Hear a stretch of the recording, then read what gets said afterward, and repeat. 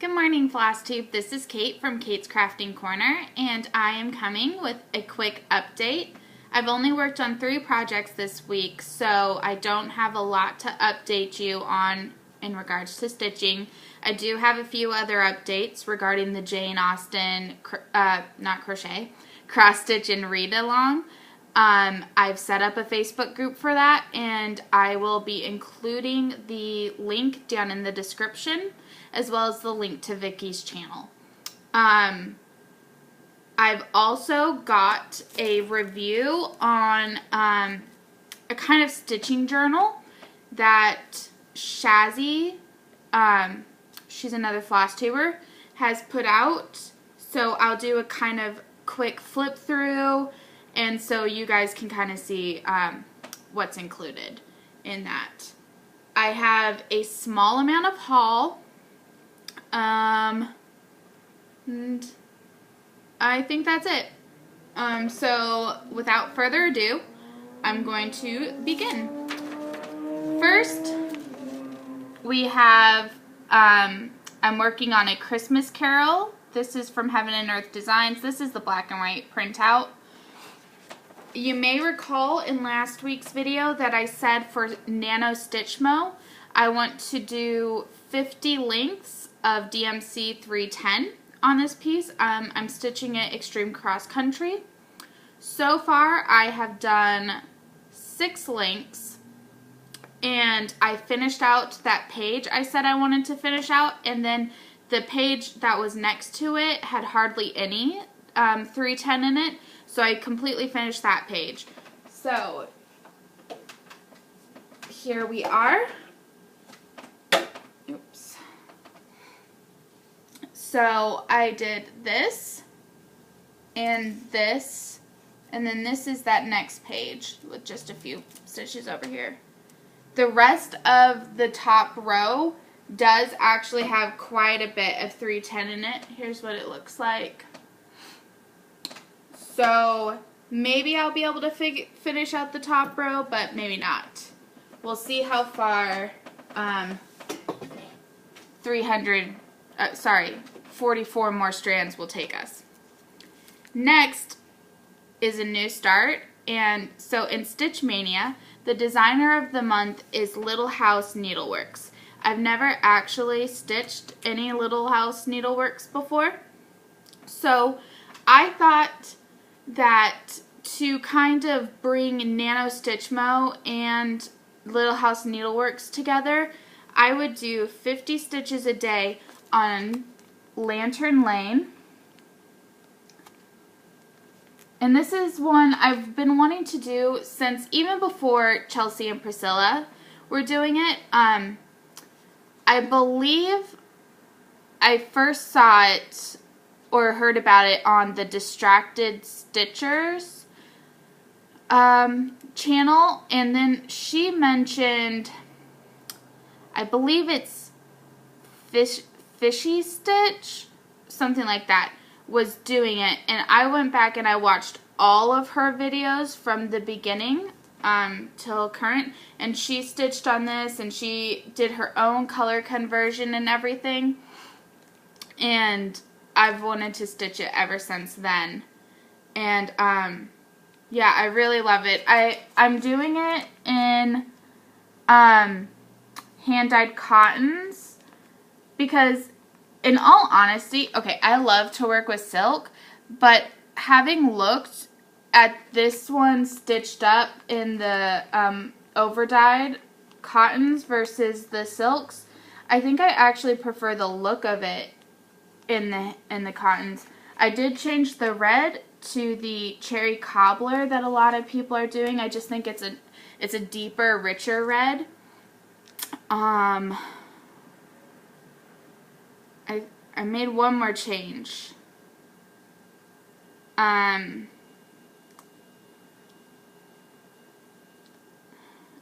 think I changed the cocoa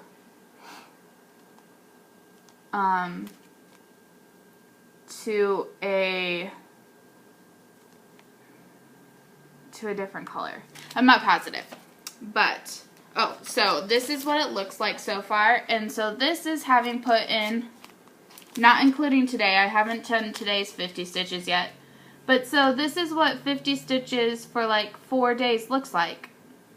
And I actually think that's really good progress. And so at the end of this month, I should have 1,500 stitches on this project. And it really goes to show how every little stitch counts. Like, I love that cardinal. It's so cute. And I love how the tree is working up.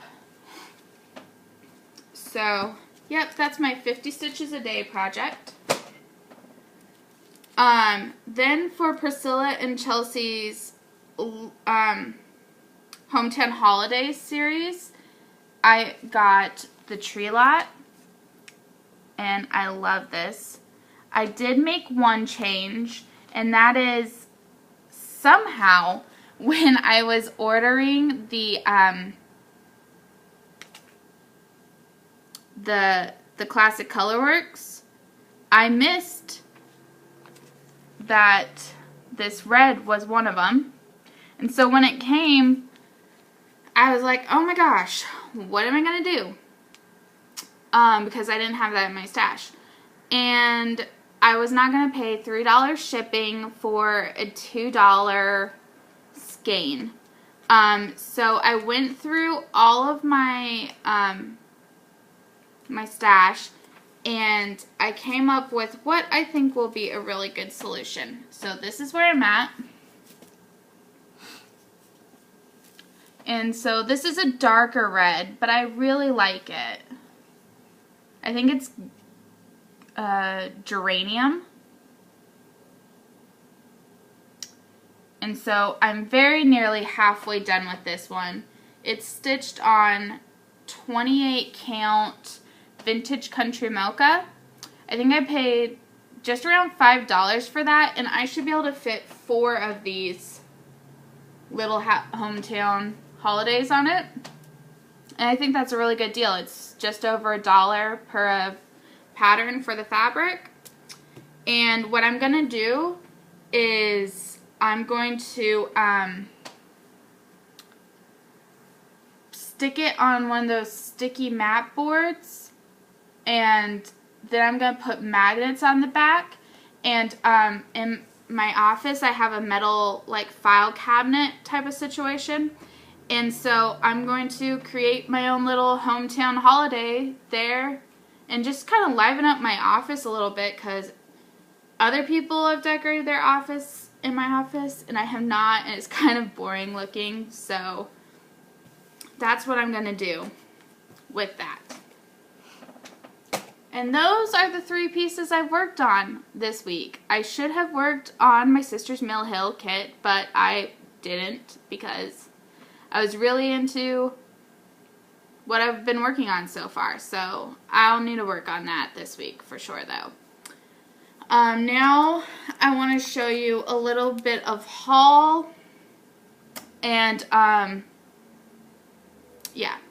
So I signed up for the auto ship club with Beach Cottage, something like that, for the Main Street Sow. So I just got this one in,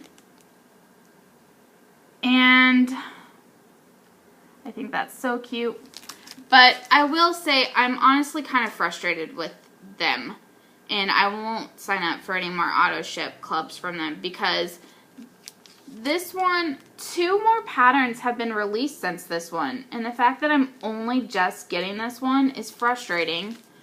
And I think it took 2 weeks to get here after I'd paid, and they're a company based here in California, and I'm in California, so therefore it shouldn't take like 2 weeks for shipping. And so this is number 5, and for November, number 7 came out. So the fact that I haven't even received an invoice, much less the pattern for number 6, is frustrating, and I don't think is great for an auto ship club. Like, you shouldn't be a full month behind. And I only received this one this week, so yeah. Next, you may recall that Vicky gifted me this. And I said I wanted all of them to do. I'm thinking, I tried to look up this fabric and I didn't have a lot of success finding it. And also this is 16 count fabric and they split the weave because a lot of the satin stitch is like halfway through. So what I am kind of thinking for this series is I might just put it on one ginormous piece of fabric instead of making it bell pulls. I'm not fully decided on that yet. It's just a kind of idea. But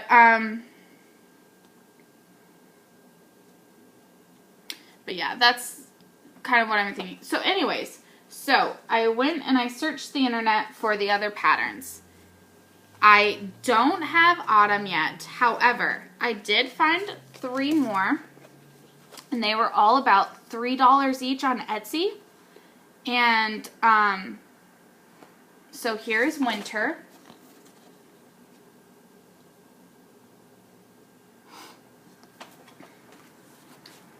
Here is spring. And there's a pansy. And then this is not one of the seasons, but they did have a Noel.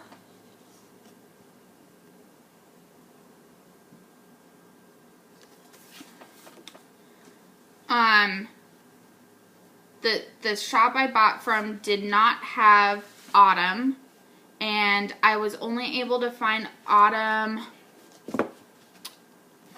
on eBay, and it was like $40, and it was the whole kit, but I only just want the chart, really, and I wasn't willing to pay $40. Like I said, these were about $3 each, so,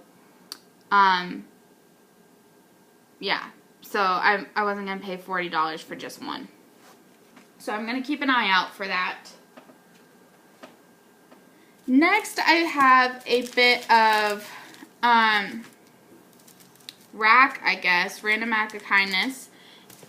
Sorry about that. I live in the Sacramento area, and we have a Facebook group called Sacramento Area Stitchers, and we try to meet up once a month to just stitch together, chat, have dinner, just get together with other people in your community who share the love of stitching that you share.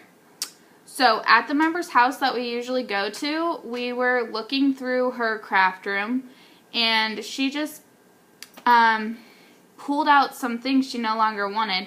And this was like a month or so ago, and I've been meaning to show you guys what she kindly gifted me, but I keep on forgetting. So I have it with me here now. So I'm going to show what she was giving. So I got some Mo's, and I've never had Mo's before, so I think these are quite lovely. So here we have Sherbert, yellow and pink. Hang on.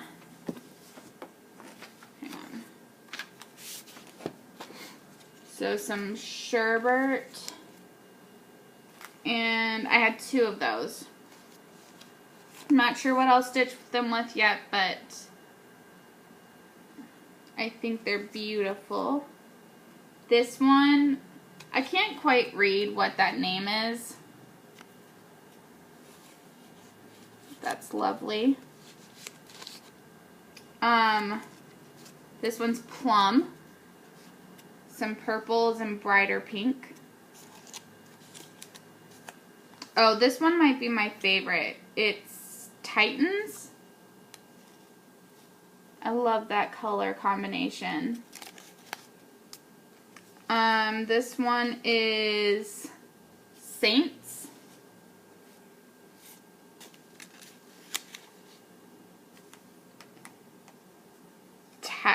Tagada. I don't know, but that's beautiful. It makes me think of like Valentine's Day maybe. And finally, banana split.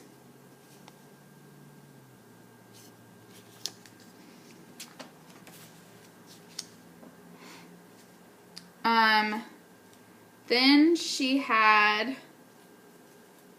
from Charisse Smith, she had like a Frogger, I guess. So this is the little rabbit, and then there's a needle at the end. And while I hope the frog stays far, far away, if he comes to visit, this is really handy. And it came in this cute little pink case where it just fits so perfectly. And here's her business card. Stitching along. Oh, Stitching Lee along. And there's an Etsy shop and a Facebook group and an email address on here. So I'm going to have to check her out.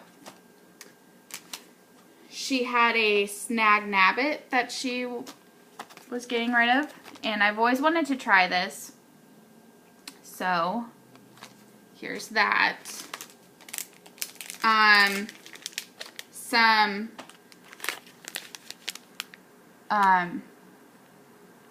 This is from, she goes to the Mirabilia retreats, and she had some just like bead soup, I guess you call it.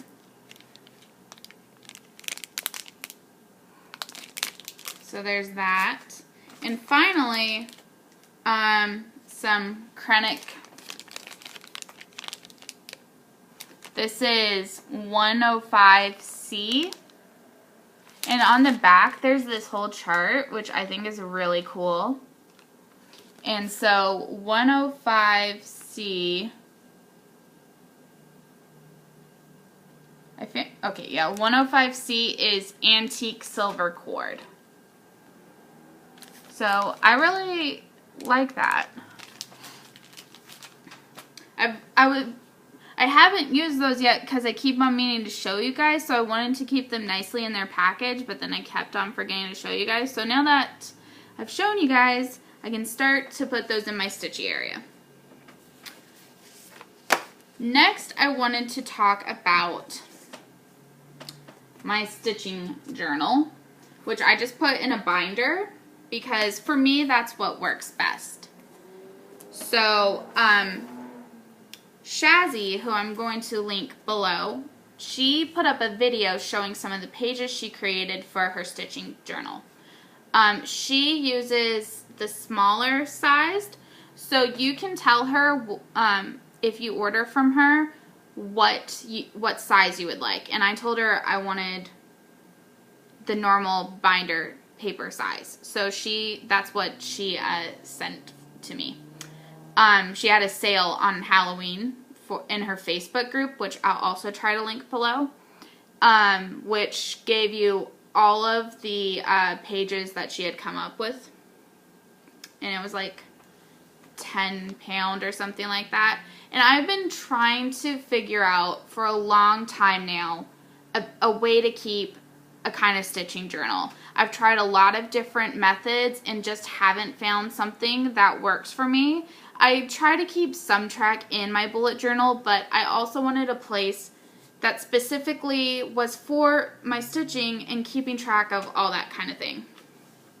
So the first thing I'm going to do is show you guys kind of the master, like a real quick flip through of the master copies that I have, and then I'm going to show you what it looks like in my own journal. The other thing that's really awesome about Shazzy is that she welcomes specific requests. So the other day I messaged her and I was like, something that would be really useful for me would be a project bag tracker, because you guys know I suddenly got obsessed with project bags. And so a page where I could just quickly look at a short bag description and then the project that's with it, so I could quickly locate where my WIPS are, I thought would be really good. So she was like, oh, that's a good idea, and she made it, and because I gave that suggestion, she just sent me it, and I didn't have to pay anything extra. So this is what it looks like. Now, if you order from her, it comes, this is the one small issue I had with it, is that it comes with a huge watermark that basically spans the whole length of the page. And I do understand why she does that, because people steal other people's things all the time, and just, you know, she's trying to run a business, she's trying to earn some extra income, she puts in a lot of work to make these, and so you don't want someone to just scan it onto the internet and give away what shouldn't be given away for free. However, it was a little too dark, and it was over the writing area, and I just couldn't use it myself with the watermark over it. So I discovered that if you make a photocopy of a photocopy, the watermark disappears, and that's what I did. And that, yes, is wasteful of paper, but it's what worked for me, and I'm not going to scan it to the internet or give it away to anyone, and I wanted to be able to use it, so that's what I did. Oh, this is the cover that she includes. It says, "My Stitching Journal. My day is not complete until needle, thread, and fabric meet. Stitch your stress away. Just one more stitch." And don't we all know, we always say just one more stitch, but it's never just one more stitch. Anyway, so here's the project bag. Then she included a DMC checklist, which is super awesome.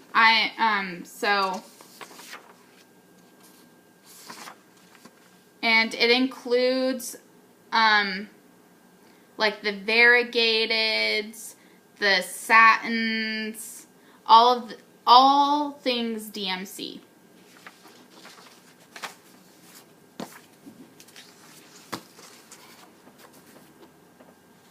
Then there is a WIPS,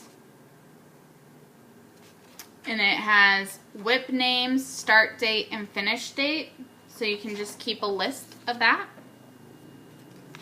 A SAL list. Heaven knows I needed this year.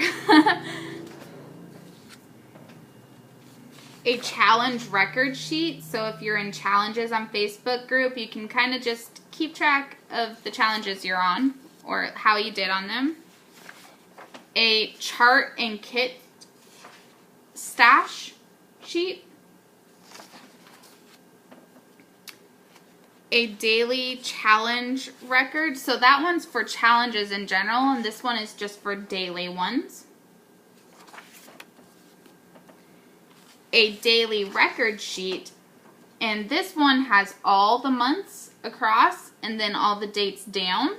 So in one sheet you can kind of keep track, and I guess you can decide how you want to keep track, whether you just want to fill in the days that you did, like maybe just color in the day, or if you want to keep track of the number of stitches in the day or the number of hours, and then below there's a little total, so you can add it up and see how you did for each month. And I think that's really awesome. A fabric stash list. A Flosstube sheet, so you can put the Flosstube number, the date filmed, date uploaded, the notes, and any additional notes. Probably should have filled this out before I started filming today, but I didn't. A needle minder stash, so you can keep track of the needle, the date you purchased the needle minder, who you purchased it from, and what WIP it's on. A project shopping list, so you can just have this handy for when you're going to the store. A things to be framed list. So the project name, the size, and the date. And then once it's framed, you can put in the date that it was framed. A things to fully finish. So project name, designs, same as the other one. But say you want to finish something into like a wall hanging or a little pillow or anything like that, you have a sheet for that. I would probably, if using it, maybe instead of putting the design size, I'd put how I wanted to finish it. Then we have a wish list. A monthly WIP tracker. And a stitching record. Now that I've shown you guys that, I just want to go in to my journal and show you how I'm utilizing that for myself so you guys can get a sort of idea.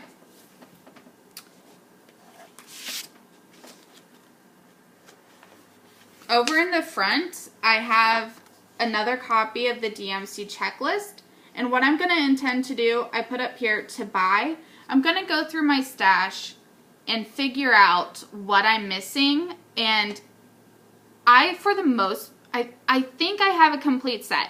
However, I have stolen some numbers and put them on some projects, which I don't normally do, except for a few projects, I just let them commandeer the whole number, and so instead of having to hunt around and figure out what project I put that with,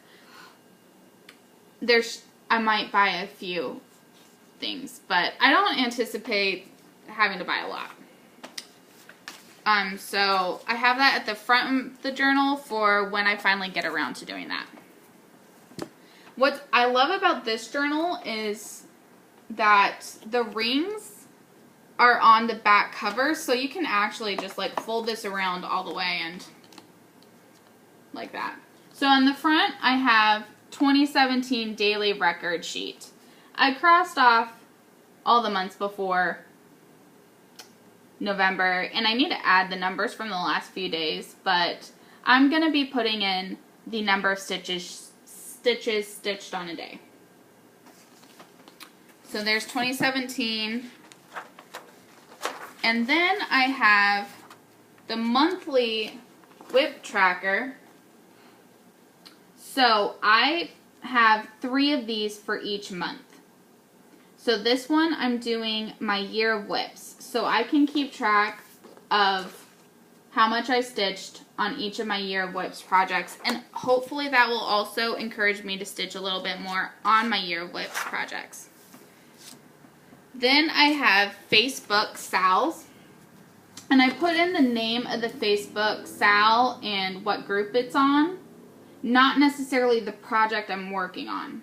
So this is just like Nano Stitch Mo for the full coverage on the 5th, New Start, Stony Creek, whatever. A lot of these aren't going to get filled in because I don't do all of the SALs that I sign up for, but some of them will be. And then as the last one for each month, I have my non-year of WIPs. And as I work on a project, I fill in its name and then fill in the stitches because I have way too many WIPs to fill them all in. So, behind that, I have a daily record sheet, and that's for Froggy Bingo. And I have been doing the tree lot for Froggy Bingo on the Ultimate Cross Stitch group.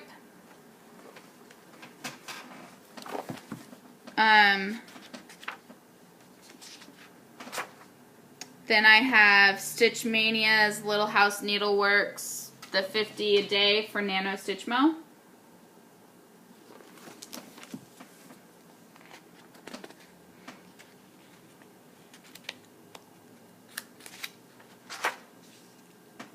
And then I have the the 50 strands for A Christmas Carol for Nano Stitchmo.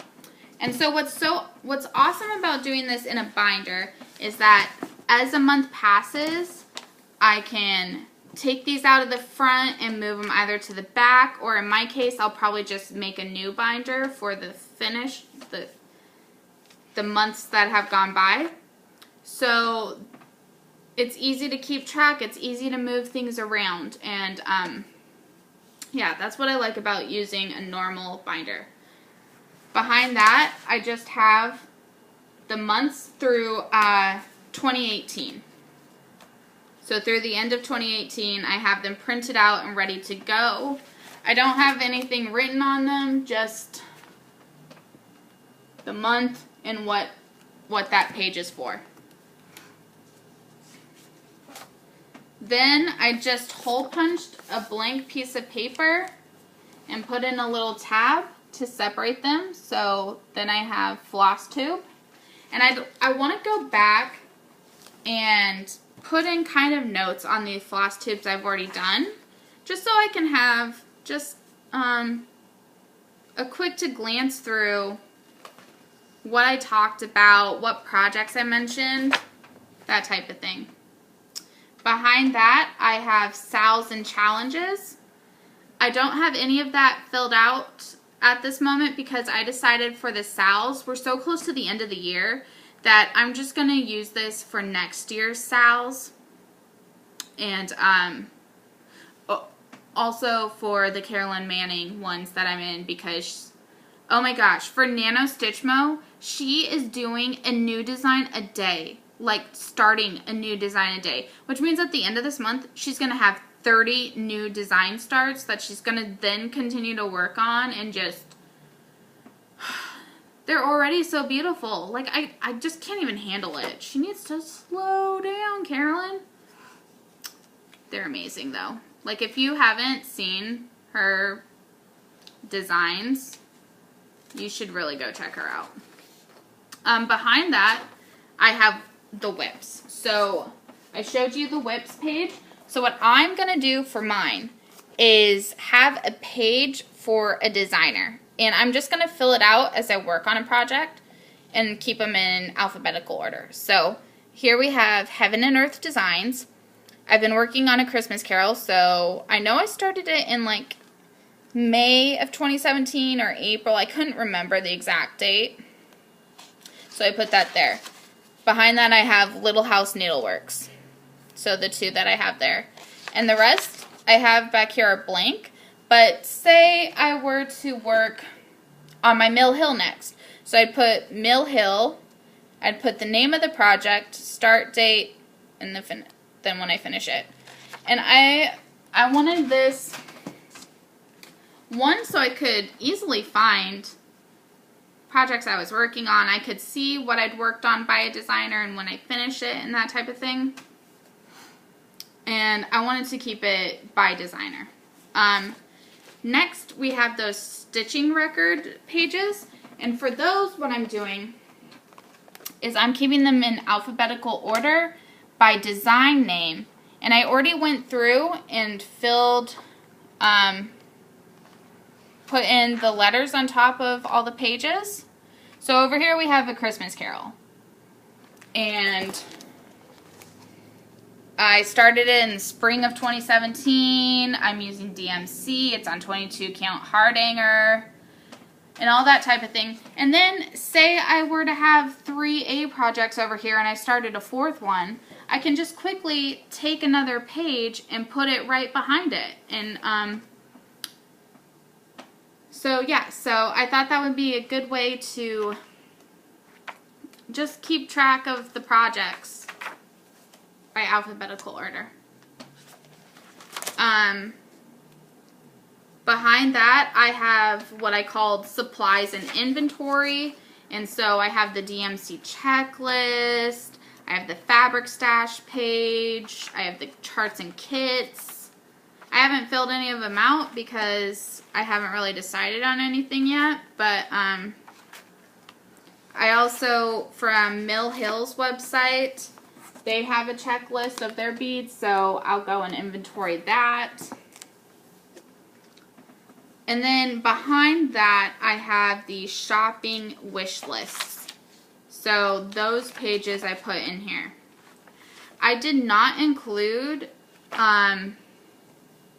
anything about finishes because I tend to finish as I go along. I don't really have a bin of shame. I don't really get things framed. I just kind of turn them into pillows, or I give them to people and they can frame it themselves. So yeah, I don't really have the bin of shame. I do have one project from a round robin that I did like 2 years ago, and I kind of I do regret doing the round robin because even though I ended up with a finished piece, it doesn't really have the emotional attachment I have for pieces I stitched all by myself, and so it just sits in the cupboard. I even picked out a backing fabric to turn it into a pillow, but I just haven't done it because I just don't really feel connected to it, and yeah, that's it. Anyways, so that was really long, but I highly recommend getting these pages from Shazzy. It wasn't expensive, and you can make multiple copies of things. It's easily customizable, and I've really enjoyed like filling in things as I go along and just being able to have my stitching journal and all the memories that I'm going to have of my stitching time right there. So yeah. Finally, I mentioned I created a Facebook group. So for the Jane Austen Stitch Along, here is my Jane Austen. I think I got this from a used bookstore, but I'm not positive. Like, I mean, it's pretty worn, and I actually like that about books. So I know I didn't buy this new.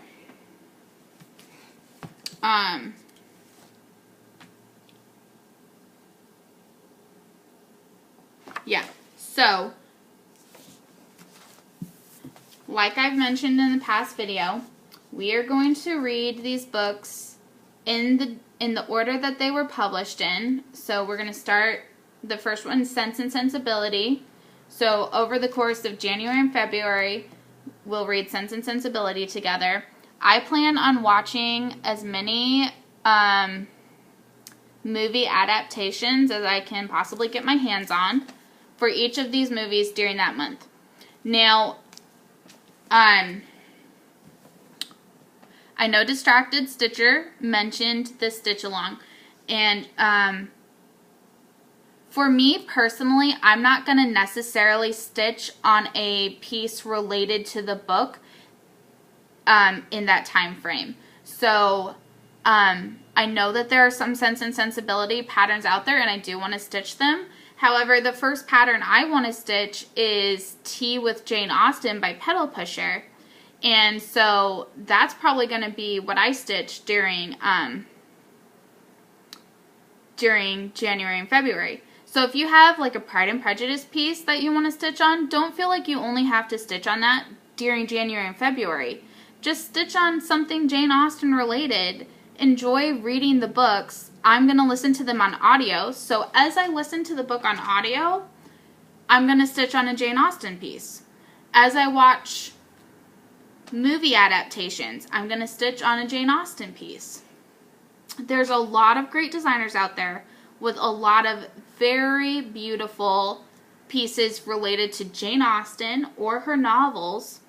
And Vicki and I just started this as we both have a love of Jane Austen, a love of reading, and we wanted to read the books and stitch along. And she is a horrible enabler and sends me pictures of Jane Austen patterns, and so this just seemed a way to do both of the things. And so I did start a Facebook group. Right now it's only me and Vicki in there because I just created it, and basically that's just so that we have a common meeting place for if you want to share a pattern you found, or you want to share your work, or you want to talk about the novel that we're reading. If you want to participate via Instagram, I think that we're going to go with hashtag Jane Austen Sal. So yeah, it's pretty low key. There's not a lot of rules and guidelines. So I hope you decide to join in with the fun. Jane Austen is an amazing writer, and if you saw and are participating in Happily Ever After, Stitch Along with the Frosted Pumpkins, this month it was Pride and Prejudice, which I thought was just like a sign that this Stitch Along that Vicky and I have been talking about should definitely go ahead. So, and it's super cute. So, it kind of spurred on this one in me to actually catch up with that Sal. I don't think I've stitched on it since, like, this spring, so I am so far behind. Like, I haven't even stitched any of the months. I'm still working on border, so. Anyways, so I hope that you join us. If you have any questions or comments, please feel free to leave them in the comment section below. After this video uploads, I'm going to try to come back today and edit the description box and include the links that I've mentioned. I'm not always the best at remembering to do that because I upload this via my iPad and it's so hard to put in links on the iPad. So then I go back when I'm on the computer to edit the links. So I'm going to try to do that. This was longer than I thought it would be. I thought this would be a really short video, but now we're at 42 minutes. So, I'm going to say, until we talk again next week, happy stitching, and I look forward to watching your guys' videos and chatting with you in the comments. Bye!